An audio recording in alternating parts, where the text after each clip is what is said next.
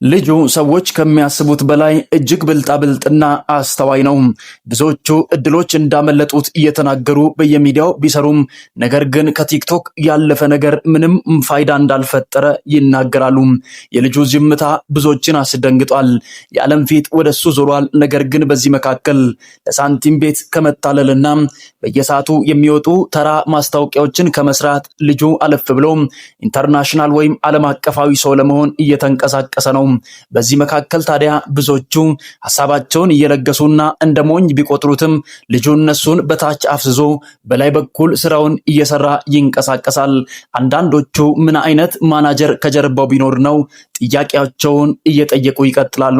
ቃሉ ፑቲክን አስመልክቶ በየሰዓቱ መረጃዎች ይወጣሉ። ልጁ ምንም ነው መልሱ።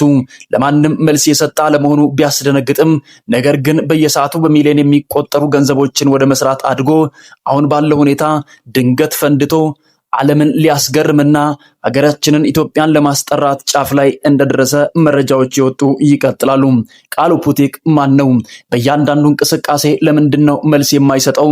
ብዙዎቹ እያስደመሙት ቢቀጥሉም ነገር ግን አሁን ባለው ሁኔታ ብዙ የፋሽን ኢንዱስትሪውን እያስደመመ መቀጠሉን ተክኖበታል። ይህ ሰላም ሚዲያ ነው። ውድ የሰላም ሚዲያ ተመልካቾቻችን በየሰዓቱ የምንለቃቸው ቪዲዮዎች እንዲደርሳችሁ ቻናላችንን ሰብስክራይብ በማድረግ የደወል ምልክቷንም በመጫን ቤተሰብ እንድትሆኑ ስል በታላቅ አክብሮትና ትህትና ጠይቃችኋለሁ። ይህ ሰላም ሚዲያን ሰብስክራይብ ስለምታደርጉና ስለምትከታተሉን ከልብ እያመሰገንን በየሰዓቱ የምንለቃቸው ቪዲዮዎች ደግሞ ሲደርሷችሁ መመልከት ሐሳብ አስተያየታችሁ እጅጉን ስለሚገነባን በሐሳብ መስጫ ሳጥን ላይ እንድታሰፍሩ ስል በታላቅ አክብሮትና ትህትና ጠይቃችኋለሁ። ዛሬ ወደ ያስኩላችሁ እጅግ አስገራሚ ወደሆነ መረጃ አልፋለሁ። እስከ ፍጻሜው አብራችሁኝ ቆዩ። የተሰፉ ልብሶችና የተለያዩ የመዋቢያ ዕቃዎች መሆናቸው ነው። ነገር ግን ቃሉ ፑቲክ እነዛ ሰዎች በዛ ሁኔታ በሚያልፉበት ህይወት መንገድ ውስጥ ያለውን በተቃራኒ ምንም አይነት ገንዘብ ሳይወጣበት የተጣሉ ዕቃዎችን እና የተሰበሰቡ ወይም የተጣሉ ተብሎ በእኛ አማርኛ የሚገለጹ ከጥቅም ውጭ የሆኑ ነገሮችን በመጠቀም እነሱ በረብጣ ገንዘቦችና በተለያዩ ታዋቂ ዲዛይነሮች አሰፍቶ የሚለብሷቸውንና የሚያመጧቸውን ተመልካቾችንና እይታዎችን ቲክቶክ እና በኢንስታግራም በተለያዩ ሶሻል ሚዲያዎች ላይ በቀላሉ ማምጣት መቻሉና የዓለምን ፊትና ትኩረት በተለያዩ በወዳደቁ ነገሮች መሳቡና ማግኘቱ የመጀመሪያ ለየት ያደርገዋል። ሌሎቹ በረብጣ ገንዘቦችና በታዋቂ ዲዛይኖች የሚያመጡት እይታና ተመልካች ነገር ግን በቃሉ ፑቲክ በቀላሉ መምጣት የቻለ በሚሊዮን የሚቆጠር እይታዎችን በኢንስታግራም ገጹ በሰዓታት ውስጥ ማግኘቱ ለየት ያደርገዋል።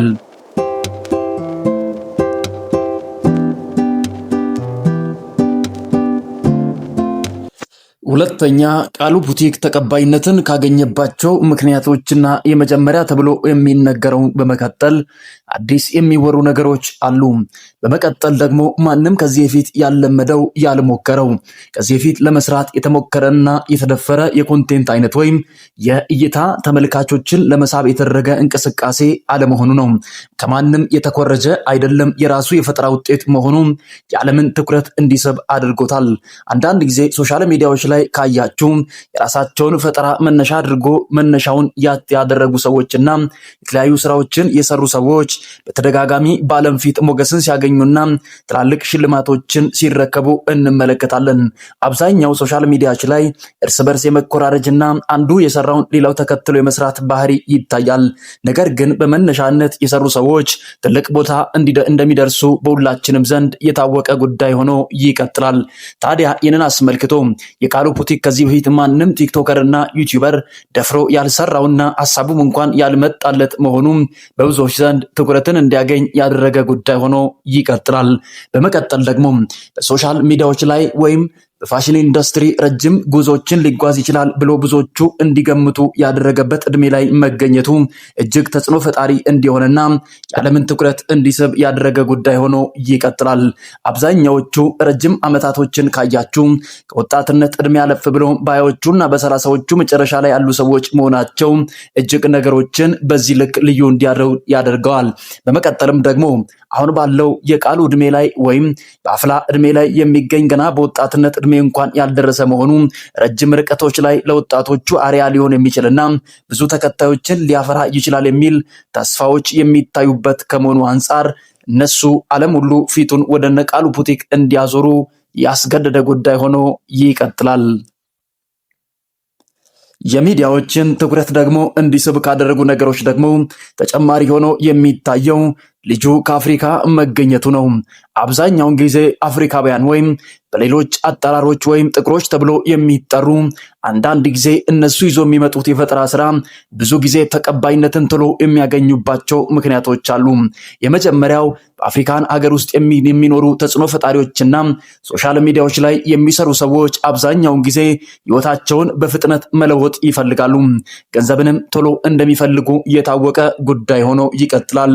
ብዙ ጊዜ ነጮችን ካያችሁ ነገሮችን ተደራድረውና ከትላልቅ ድርጅቶች ጋር ከመፈራረማቸው በፊት ብዙ ጊዜ ጥያቄ ይቀርብላቸዋል።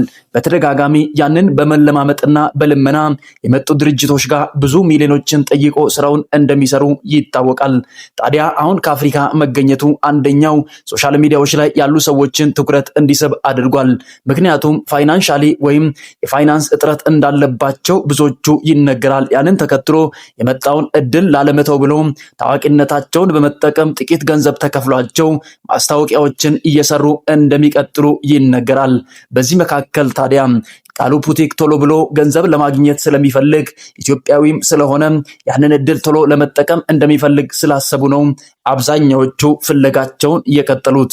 ይህንን ተከትሎ ታዲያ ከአፍሪካ የተገኘ ወርቅ እንደሆነ ስለሰሙትና አንዳንድ ነገሮችን ቶሎ ወስኖ ገንዘብ ፍለጋ ላይ ትኩረት እንደሚያደርግ ቢያዩም ነገር ግን ያንን ሁሉ ትኩረቶችን ገፋ አድርጎ ልጁ ምንም አይነት የማስታወቂያ ስራ ላለመስራት ወደኋላ መልስ ሳይሰጣቸው ረጅም ጊዜያቶችን እየተጓዘና ምንም መልስ ሳይሰጣቸው መቀጠሉ ብዙዎችን ቢያነጋግርም ነገር ግን ትኩረትን እንዲስብ ካደረጉት ነገሮች አንዱ አፍሪካዊ ስለሆነ ወይም ጥቁር ስለሆነ ቶሎ ብሎ በሰጠነው ገንዘብ ማስታወቂያዎችን ሊሰራልን ይችላል በሚል እሳቤ ቢመጡም ልጁ ግን ከነሱ አለፍ ብሎ ቀድሞ የተረዳ እጅግ ብልጣብልጥ መሆኑን እየተመለከቱትም ይቀጥላሉ። አሁን ባለው ሁኔታ የቃሉ ፑቲክ ቀጣይ እርምጃና ጉዞ ምን ሊሆን ይችላል? ብዙዎቹ ስጋታቸውን እየተናገሩ ቢሆንም ነገር ግን ልጁ እነሱን ቀድሞ በውስጥ በኩል ትልቅ ደረጃ እየደረሰ እንደሆነ ይነገራል። አሁን ያገኘው ሰው ኢትዮጵያ ውስጥ እጅግ አንቱታን ካተረፉ ሰዎች መካከል የሚገኝ ማርከስን ሁላችንም እናውቃለን። ታዲያ ከሱ ጋር እንቅስቃሴ እንደጀመረ የሚነገርለት ብርቱ ገና ታዳጊ ቢሆንም ነገር ግን በአስተዋይነቱ ብዙዎችን እያስደመመ ይቀጥላል። አሁን ባለው ሁኔታ ቃሉ ፑቲክ ወደ አሜሪካ ጉዞን እንዳደረገና ቀጥሎ ባለው እንቅስቃሴዎች መካከል በማርከስ እገዛ ትላልቅ ረብጣ ሚሊዮኖችን የሚያፍስበት እድሎች ተመቻችተውለት በስተመጨረሻ ከመነሻውን አሜሪካን አገር አድርጎ በመቀጠል ደግሞ መላውን ዓለምን እያስደመመ ሊቀጥል እንደሆነ መረጃዎች እየተንቀሳቀሱ ነው። አሁን ባለው ሁኔታ ቃሉ ፑቲክ ጉዞውን ወደ አሜሪካ እንዳደረገ መረጃዎች እየወጡ ይገኛሉ። እጅግ በሳል ነው። ልጆች ከሚያስቡት በላይ የሚያስብ ጀግና ወጣት ገና በአፍላ ዕድሜ ውስጥ የሚገኝ እንደሆነ ይነገራል። ለቃሉ ፑቲክ እኛ ደስ ብሎናል። ቀጣይ እርምጃው ብዙ እንደሚሆን እየጠበቀን ሐሳብ አስተያየታችሁ እጅጉን ስለሚገነባን በሐሳብ መስጫ ሳጥን ላይ እንድታሰፍሩ ስል በታላቅ አክብሮት ጠይቃችኋለሁ። ይህ ሰላም ሚዲያ ነው።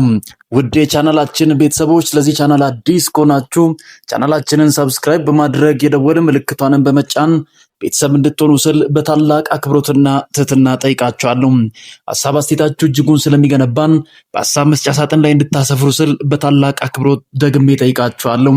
በቀጣይ ትኩስ አዲስ ሰበር መረጃ እስከምንገናኝ በቃሉ ፑቲክ ዙሪያ የሚወጡ መረጃዎች እንዲደርሷችሁ ደግሞ ቻናላችንን ሰብስክራይብ አድርጋችሁ የደወል ምልክቷንን ስለምታበሩ ከልብ እያመሰገንን ባላችሁበት ሁሉ በቀጣይ መረጃ እስከምንገናኝ ድረስ በፈጣሪ ሰላም ተጠበቁ።